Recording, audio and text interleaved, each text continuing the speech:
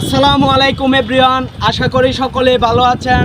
তো আপনাদের দোয়া এবং ভালোবাসায় আমিও ভালো আছি। তো আজকে চলে আসলাম একটি মাছ ধরার ভিডিও নিয়ে।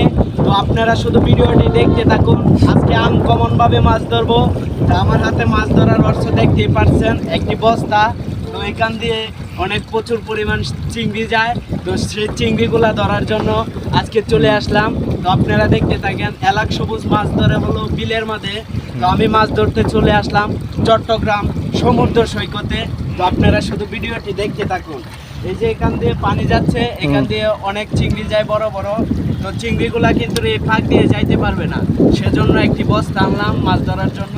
তো দেখতে থাকুন। তো আগে আমি বস্তাটা মানে ভিতরে বাইতে নেওয়ার সিস্টেম করতেছি। তো অনেকগুলা চিংড়ি বাঁচবে আল্লাহর রহমতে। আশা করি এখান থেকে অনেক মাছ যায় প্রচুর পরিমাণ। তো আশা করি বাঁচবে। ভিডিওটা অনেক ইন্টারেস্টিং হতে যাচ্ছে, আপনারা শুধু ভিডিওতে আর দেখতে থাকুন।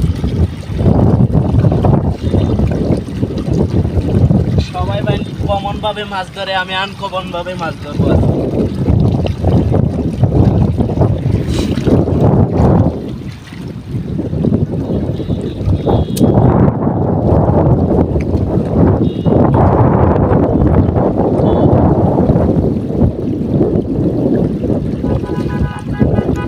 আনকমন ভাবে মাছ ধরতে গিয়ে যে পরিমাণ কষ্ট,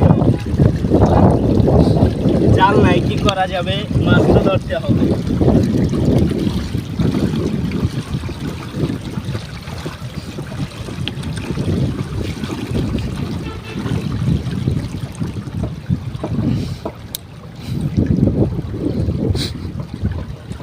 তো সুন্দর করে মাইটা নিলাম। তো এখন দেখবেন এখানে চিংড়ি মাছ আইসা জমবে কিছুক্ষণ পরে।